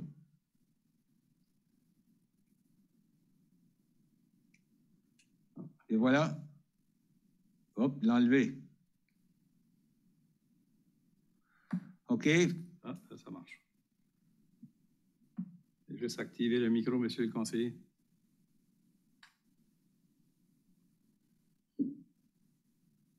On va faire la lecture, monsieur le maire. Bon, voilà. Là, il est arrivé sur le piton, juste à temps. M'excuse, mes amis. Retourne dans ce qui se passe là. OK. Bon, voilà. C'est qu'il y en a deux d'ouverts, monsieur le maire. Oui, il y a deux canaux d'ouverts, c'est pour ça qu'on... Peut-être demander quelqu'un d'autre. OK, oui. Quelqu'un d'autre, Mme Leboutillier? Oui, merci, M. le maire. Que le Conseil fixe une audience publique le 28 février 2022 à 19h à l'Hôtel de Ville de Dieppe en vue d'entendre les objections aux modifications proposées aux modalités de l'arrêté de zonage Z-8-36. OK, c'est parfait. 36 visant le terrain identifié sous le NID 705-108-70 et que le Conseil demande l'avis écrit du comité consultatif en matière d'urbanisme et prolonge le délai prévu sous l'article 110.3 de la loi sur l'urbanisme au 28 mars 2022. Je vous le propose, M. le maire. Alors, proposé par la conseillère, excusez-moi, le conseiller. Elle est disparue sur mon écran, la conseillère Leboutillier, appuyée par la conseillère Boudreau. C'est bien ça? Alors, sur la question. Aucune question. Ceux qui sont en faveur de la résolution, signifient-le par un oui. Oui. Oui. L'avis contraire par un non.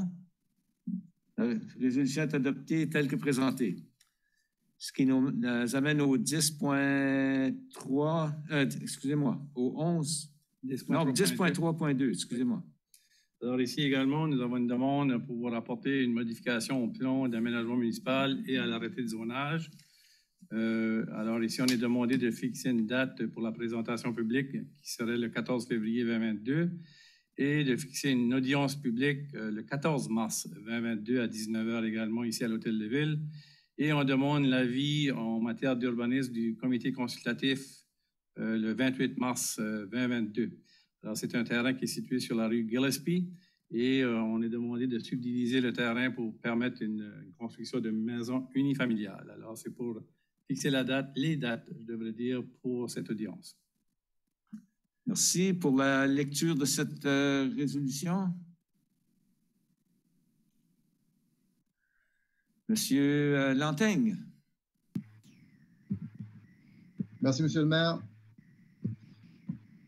Donc, le Conseil fixe une présentation publique le 14 février 2022 à 19h à l'Hôtel de Ville de Dieppe en vue de présenter les modifications proposées à la carte d'affectation du sol, arrêté Z-9 2017, concernant le plan d'aménagement municipal visant une portion du terrain portant le NID 704-37942, que le Conseil fixe une audience publique le 14 mars 2022 à 19h à l'Hôtel de Ville de Dieppe en vue d'entendre les objections modifications proposées à la carte de zonage, arrêté de zonage Z-10-2021 visant une portion du terrain identifié sous le NID 704-37942 et que le Conseil demande l'avis écrit du comité consultatif en matière d'urbanisme et prolonge le délai prévu sur l'article 110.3 de la loi sur l'urbanisme au 28 mars 2022. J'en fais la proposition. Donc, proposé par le conseiller Lanteigne, appuyé par le conseiller Brideau sur la question. Aucune question. Alors, ceux qui sont en faveur de la résolution, signifient-le par un oui. Oui. Oui. Oui. Oui. Par un non. La résolution est adoptée telle que présentée. Ça nous amène aux arrêtés municipaux. Monsieur Melançon, 11.1. Alors, ce projet d'arrêté est pour faire une fermeture d'une portion de la rue du Collège. Alors, c'est un terrain situé au coin de la rue Collège et Champlain. En septembre dernier, on avait fait les 2 premières lectures par titre. Le personnel a voulu s'assurer que la parcelle de terre que l'on allait éliminer comme rue publique et la rendre disponible au marché n'empiète aucunement sur les services souterrains. Alors, vous avez devant vous la carte qui identifie le terrain en question et nous sommes maintenant prêts à permettre de faire une fermeture partielle de ce coin de terrain-là pour le rendre disponible. Alors, c'est pour considération, lecture dans son intégralité et 3e lecture par titre. OK, alors pour la lecture dans son intégralité, Madame Boudreau. Merci, Monsieur le maire. Arrêté autorisant la ville de Dieppe à fermer de manière permanente une portion de la rue du Collège.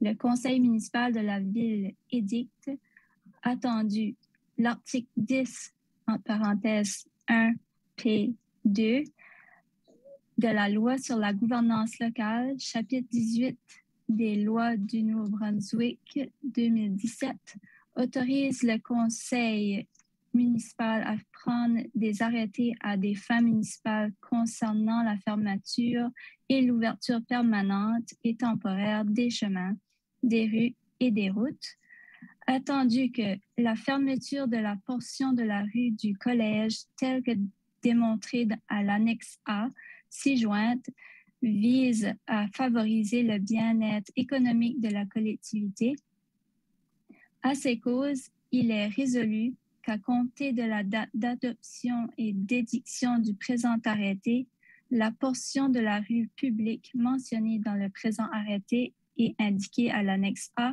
soit fermée de manière permanente. Je le propose. Alors, proposé par le conseiller Boudreau, appuyé par le conseiller Thibodeau.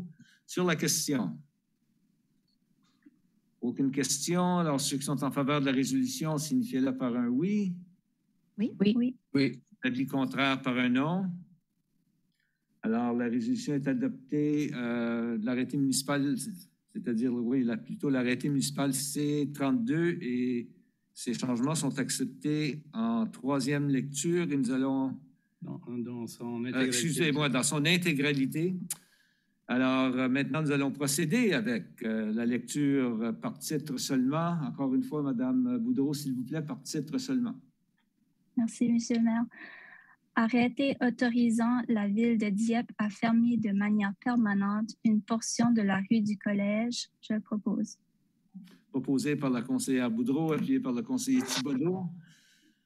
Sur la question. Aucune question. Alors, ceux qui sont en faveur de la résolution, signifiez-le par un oui. Oui. Oui. L'avis contraire par un non.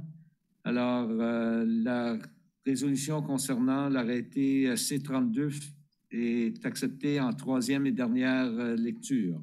Ça nous amène au 11.2 pour l'arrêté Z25. Monsieur Melançon. Alors ici, pour les deux premières lectures par titre seulement, on a parlé du chemin Bourg tout à l'heure. Alors, la rue est complétée, les travaux vont se finaliser durant l'été 2022.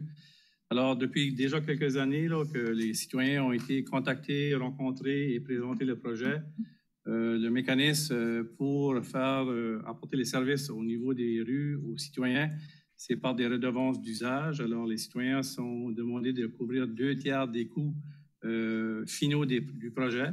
Alors, les gens sont demandés de couvrir une partie des frais qui seront identifiés à 183,56 $ du mètre de façade. Alors, cet arrêté, c'est un projet d'arrêté qui demande et impose aux citoyens de faire un remboursement à la municipalité et ils peuvent se prévaloir de le payer sur un paiement avec une réduction ou de faire des paiements sur une période de 10 ans. Alors, c'est leur choix. Alors, cet arrêté va nous permettre de procéder avec le remboursement du projet. Merci pour la lecture, la première lecture et après ça, on passera à la deuxième, mais par titre seulement. Alors, pour la lecture, M. Thibodeau.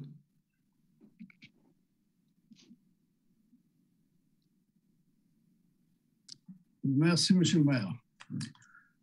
Arrêté numéro Z-25-2022. Arrêté de la municipalité de Dieppe concernant l'installation d'un réseau d'aqueduc desservant une portion du chemin Bourg. Je le propose par titre, en première lecture par titre seulement. Alors, proposé par le conseiller Thibodeau, appuyé par la conseillère Leboutier. Sur la question. Question? Madame Leboutier. Oui, merci, Monsieur le maire. C'était plus une question d'information. J'aimerais savoir comment on est arrivé avec le 6 % d'intérêt qu'on va, pour ceux-là qui vont, l'intérêt composé de 6 % on est arrivé comment? Est-ce que c'est provincial? Est-ce que c'est une règle?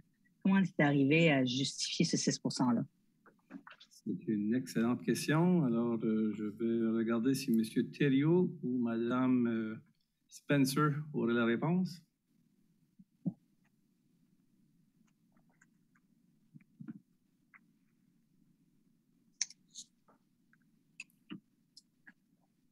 Oh, Mme Spencer. Bonsoir. Bonsoir, Monsieur le maire, membre du conseil. Je n'ai pas la réponse à votre question, sauf vous dire que c'est comme ça pour les autres factures qu'on l'a toujours fait dans le passé, mais le service des finances pourrait vous revenir avec une réponse. Là. On vous revient avec la précision.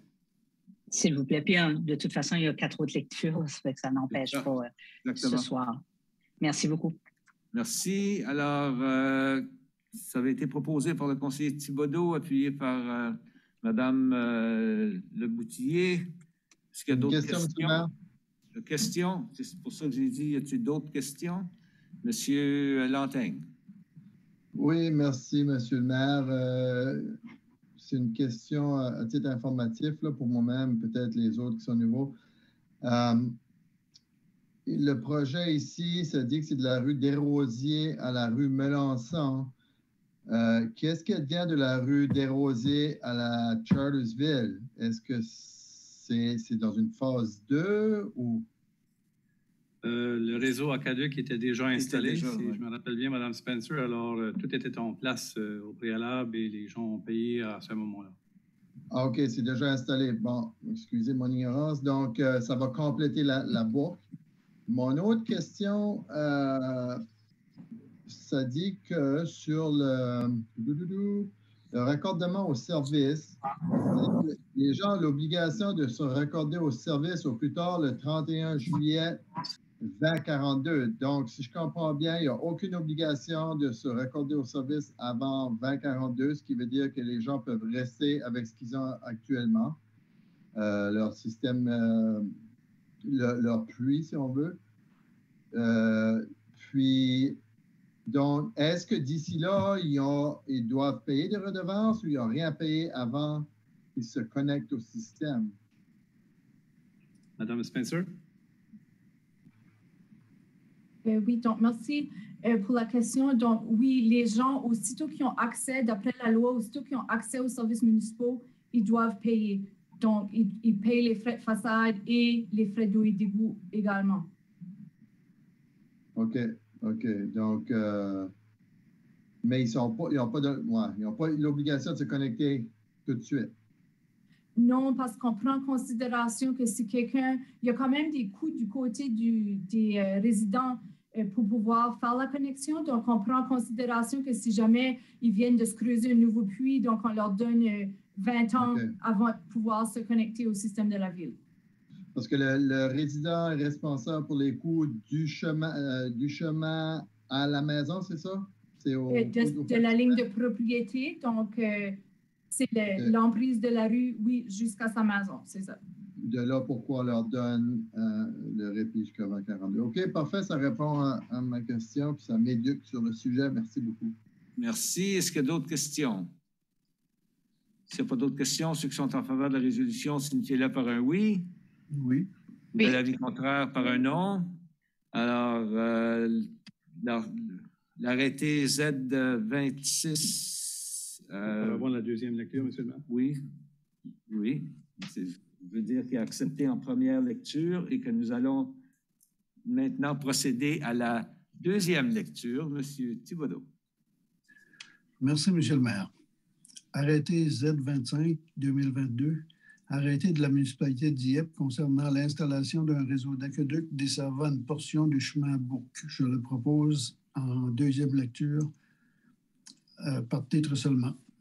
Merci. Proposé par le conseiller Thibodeau, appuyé par la conseillère Leboutillier, que l'on accepte l'arrêté Z26-2022 en deuxième lecture par titre seulement, encore une fois. L'arrêté Z2025. L'arrêté Z25.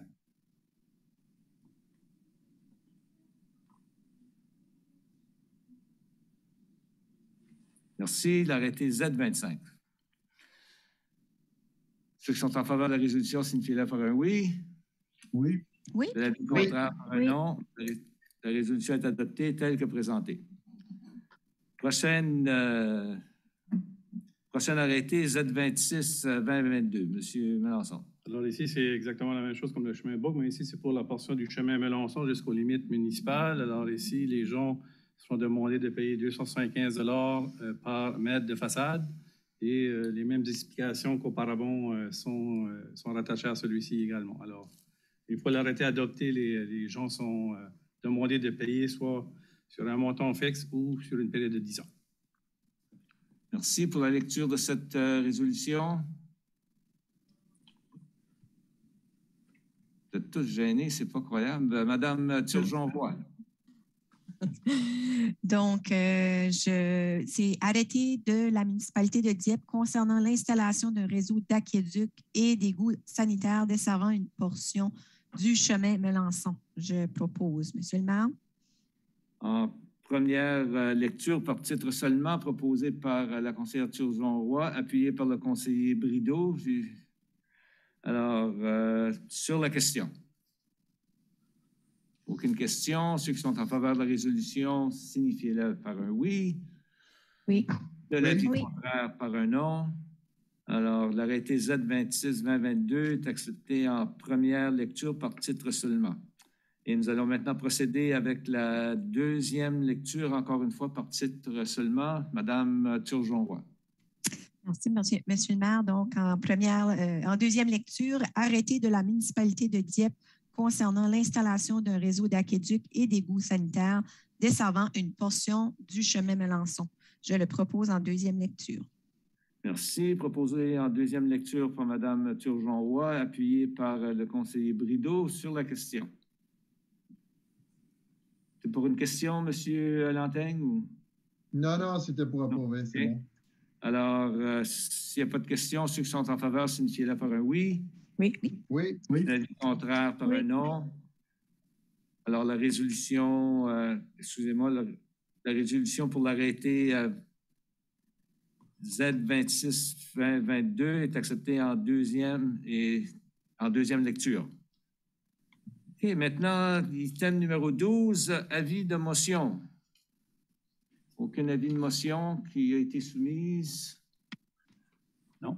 Alors, ça nous amène à l'item 13, demande de renseignements et annonce des membres du conseil. Alors, la dernière fois, je vais commencer à ma droite, puis là, je vais commencer à ma gauche, qui veut dire M. Godet.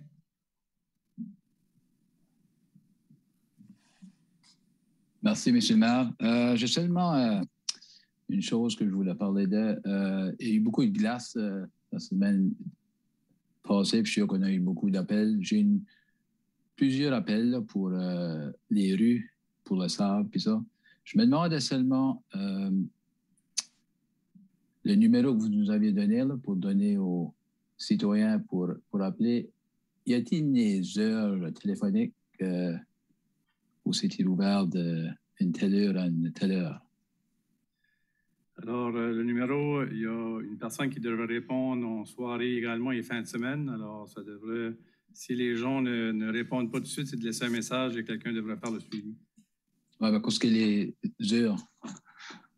On a des équipes de travail 24 heures par jour sur la semaine et on a une équipe sur la fin de semaine. OK.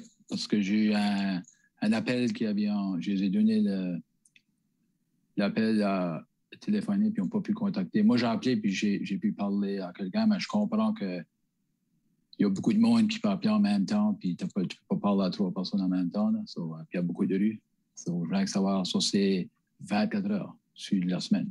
Sur la semaine. Et on comprend bien que le mois de janvier n'a pas été facile avec des gels. Puis, alors, bravo à l'équipe pour avoir relevé un niveau de défi pas mal élevé. Oui, ils ont vraiment fait une bonne job. C'est bien, c'est tout pour moi. Merci. Merci.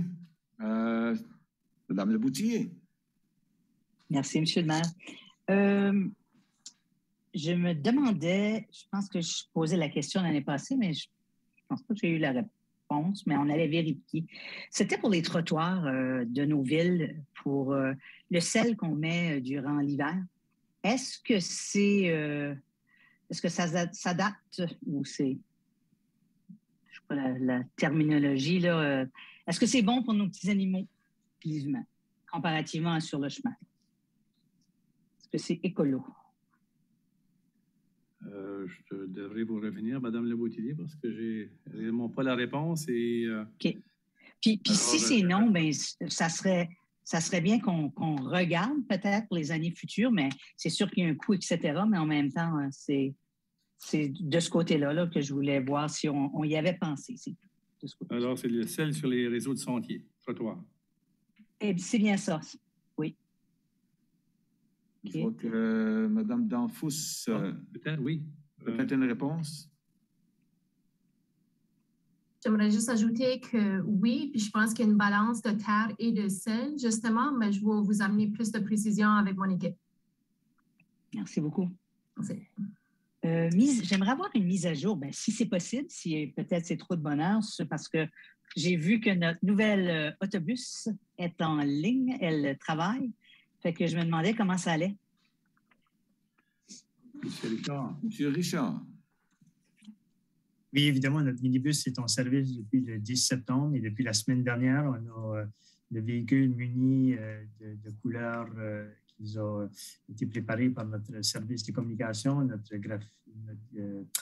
graphiste Jean Gaudreau. Donc, il est en service. Le service est offert de 18h30 à 22h en soirée. Donc, comme vous savez, c'est une amélioration au niveau de l'heure de service et on a des nouveaux clients, justement, qui utilisent le service après 21h30, qui n'était pas le cas avant. C'est certain qu'à ce moment-ci, l'achalandage est quand même au ralenti, étant donné la COVID et la pandémie, mais ça nous permet de travailler, à mettre notre nouveau service en place et de continuer notre période d'essai. Donc, ça va assez bien, mais on souhaite que la COVID puisse se terminer et que les gens peuvent commencer à voyager et se déplacer un petit peu plus. Merci. Puis en passant aussi, c'est très, très beau, l'autobus. Félicitations à tout le monde. Ma dernière question, c'était, c'est l'anniversaire de Dieppe, le 70 ans d'incorporation cette année, que je pense que j'ai vu circuler au début de l'année. Est-ce qu'on a des activités qui vont s'en venir dans la prochaine année là-dessus? On vous revient avec la programmation proposée. C'est certain que la COVID est toujours un facteur à considérer, mais il y a des idées qui germent, il y a des plans qui ont été changés. Alors, on vous partage ça aussitôt qu'on peut avoir une réponse pour le 31 janvier, possiblement. Super. Merci beaucoup, c'est tout pour moi. Merci, Madame Boudreau.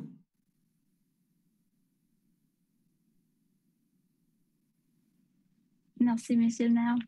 Moi, j'ai juste deux petits messages. Premièrement, avec la hausse des cas dans les hôpitaux, la hausse des cas de COVID, les hôpitaux sont de plus en plus pleins. Puis, je voudrais juste envoyer un gros merci à tous les travailleurs de la santé. Je sais que ce n'est pas facile en ce moment. Puis, deuxième petit message, c'est aujourd'hui, c'est la journée mondiale de la culture africaine et afro-descendante. Donc, c'est l'occasion de célébrer leur contribution, puis d'écouter leur histoire. Puis, je vous encourage à continuer la lutte contre le racisme et appuyer ces entrepreneurs qui contribuent au développement de notre économie, puis aussi les collègues de travail qu'on a.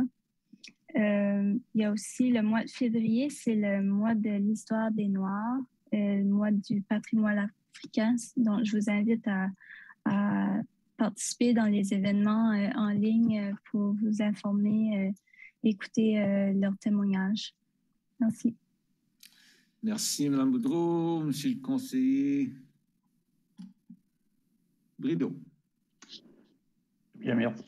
Excusez. Merci, Monsieur le maire. Vous m'entendez? Oui. Oui, ça va. Je n'ai rien de particulier ce soir, excepté de demander aux gens de patienter pendant les mois d'hiver où le déblayage des rues n'est pas... et ça prend un peu plus de temps que d'habitude, mais on va passer à travers. Et je profite de l'occasion pour souhaiter une journée spéciale à un de nos collègues conseillers, M. Ernest Thibodeau. Demain, il va célébrer un anniversaire heureux. Alors, Ernest, bon anniversaire. Et c'est tout, M. le maire. Merci bien. Ça m'amène maintenant de l'autre côté à la conseillère Turgeon-Roy. Merci beaucoup. Donc, je voulais mentionner par rapport à l'autobus que j'ai vu passer. Donc, Mme conseillère Leboutier a mentionné, bravo à l'équipe. C'est comme une belle fierté de voir ça dans la ville. J'ai pas il y a un sujet qu'on a parlé tantôt, c'est au sujet de la participation publique. J'encourage les gens d'aller s'inscrire sur dialogue-diep.ca. C'est vraiment intéressant. Tout de suite, il y a quelques sujets qui sont actifs. Donc, prenez le temps d'aller répondre aux questionnaires puis participer au forum public. Donc, ça vous engage justement à nous aider dans la planification. Donc, c'est très intéressant. Donc, c'est sur dialogue-diep.ca. Autre que ça, c'est tout. Je vous souhaite une belle semaine. Merci. Merci. On continue avec Mme Godbout. Merci, Monsieur le maire. J'ai un commentaire et deux questions de suivi. Premièrement, je voulais prendre un moment juste pour remercier les employés de la Ville au cours des dernières semaines. On vous a demandé, avec la période de COVID, on a beaucoup d'employés qui ont des jeunes enfants qui font l'école à la maison. On a des grands-parents qui appuient leurs enfants avec les enfants à la maison. Et puis, on a d'autres employés qui viennent épauler leurs collègues qui, eux autres, ont des défis à finir leur travail. Et puis, c'est en s'épaulant comme ça qu'on réussit à continuer à obtenir des bons résultats comme qu'on voit ce soir. J'en reviens pas encore comment on continue le déroulement de la Ville. Et, en tout cas, je vous lève le chapeau et je vous apprécie beaucoup et je vous en remercie. Deux questions de suivi. Un commentaire d'un citoyen en termes de nos... on parlait... Au début de l'année, on a parlé de nos actifs naturels. Et puis, en temps d'hiver, on ne les reconnaît pas toujours, mais je pensais aux surfaces de glace naturelle. J'ai eu l'occasion en fin de semaine d'aller patiner sur une surface de glace naturelle, comme on dit, là, une rivière qui avait gelé. Puis ça m'a fait penser un peu à l'intérieur de la ville. C'est quoi la politique et l'approche, les réflexions qu'on a au niveau de ces actifs-là naturels dehors, l'utilisation de lacs ou d'autres choses qui pourraient être disponibles pour les gens? On dirait que les gens sont à la recherche de différentes choses. Et puis, je me demandais juste, dans le passé, c'est quelle approche que la Ville a eue à cet égard-là? C'est certain que nous, la Ville, on encourage les gens à utiliser les installations extérieures qu'on met en place pour nos résidents et résidentes.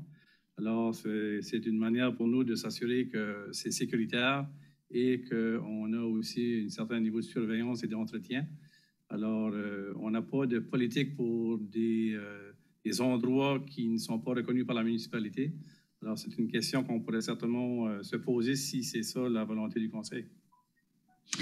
Je vois juste peut-être on pourrait en discuter à un moment donné, de voir dans le futur ce qu'il n'y a pas le potentiel à mesure qu'on parle de nos actifs naturels et de ces choses-là qu'on peut utiliser. Puis on parlait aussi dans notre plan de loisirs, nos récréations hiver, on en cherchait plus. On semble être un peu débalancé sur ça. Puis je trouvais que c'était un point intéressant que le résident avait amené. Alors moi, ça m'intéressait d'en connaître un petit peu plus sur ces possibilités-là. Deux, je me demandais juste en termes d'activités aussi, au mois de février, on a souvent des activités au Parc Rotary pour un genre de carnaval d'hiver. Est-ce qu'on poursuit ça cette année ou est-ce que le COVID est venu interrompre les intentions à cet égard-là? Je suis en train de regarder, voir si Mme Cormier est toujours là ou M. Richard. Je sais que la COVID est certainement le facteur numéro un. Voir qu'est-ce qu'ils ont en planification possible. Oui, j'ai malheureusement pas l'information pour moi ici, mais on peut vous revenir avec cela. Excellent. Surtout pour les résidents, peut-être leur laisser. C'est toujours le fun d'avoir quelque chose à envisager qui s'en vient. Ça nous encourage à se rendre. Merci. C'est tout pour mes questions. Bonne soirée. Merci, M. Lantin. Merci, M. le maire. Donc, justement, par rapport au transport à la demande, c'était ce que je voulais vous parler un peu ce soir, là. J'ai eu l'occasion la semaine dernière avec M. Richard d'expérimenter le transport à la demande et par le fait même le transport en commun. Ça fait 23 ans que j'habite à Dieppe, puis c'est la première fois que je prenais l'autobus. C'est pas nécessairement quelque chose à se vanter, mais bon, il y a une première fois à tout. Fait que c'est ça, on a utilisé l'application Blaze. Comme vous savez, ça fonctionne avec l'application Blaze. Et puis, on est parti de la maison ici chez nous. Puis, à l'intérieur de 2 minutes, on avait marché à l'arrêt d'autobus le plus proche que Blaze nous avait envoyé. Le minibus, c'est tout à fait merveilleux. C'est neuf, premièrement. C'est un véhicule qui sent neuf. C'est toujours intéressant, la senteur d'un véhicule neuf, mais c'est un véhicule de 11 passagers Il est équipé pour accommoder les fauteuils roulants, donc le mécanisme pour que les chaises roulantes puissent embarquer à bord. Le service est offert gratuitement, comme vous le savez. Puis, comme M. Richard a mentionné, 18h30 à 22h sur semaine. Puis les week-ends de 6h30 le matin à 21h30 le samedi, puis de 10h à 18h le dimanche. Le service est gratuit, comme j'ai mentionné. Il vous transporte partout, presque partout, d'une extrémité à l'autre de la ville, du nord au sud, de l'est à l'ouest, à l'intérieur des limites de la ville de Dieppe. Évidemment, si vous devez vous rendre dans les villes voisines, vous devez faire le transfert à la place Champlain. Puis nous, c'est ce qu'on a fait là, dans notre essai. Puis d'ailleurs, c'est un excellent système. J'étais vraiment impressionné. C'est sûr qu'il y a encore des petites choses à améliorer. D'ailleurs, on a pu expérimenter une défaillance, une petite défaillance, rien de majeur, mais toujours des petites surprises. Mais c'est un projet pilote. Et puis, ça va juste, les problèmes ou les situations vont se régler au fur et à mesure. Puis, le service va continuer de s'améliorer. C'est un excellent service, donc si vous voulez l'essayer, c'est très facile, très efficace. Alors sur ça, c'est tout pour moi, puis je vous souhaite une bonne fin de soirée, puis une excellente semaine à tous, puis bonne fête à notre collègue M. Thibodeau. Alors, pour finir la soirée, M. Thibodeau, on va vous laisser les derniers mots de la soirée. Pour vous féliciter pour vos 50 ans. Merci, M. le maire. Vous avez bien deviné mon âge. Alors, j'ai rien vraiment pour ce soir. Je vais simplement vous dire bonne fin de soirée à tout le monde. Merci bien. Alors, tout ce que je peux faire, c'est répéter les mêmes mots. Bonne fin de soirée à tous. Merci pour votre participation active. Merci aux citoyens qui prennent le temps de s'informer sur ce qui se passe à l'Hôtel de Ville, ce qui se passe dans notre communauté et de continuer à nous suggérer comment on peut s'améliorer parce qu'on croit beaucoup dans l'amélioration continue. Alors, on continue à travailler sur l'amélioration continue. Bonne fin de soirée à tous.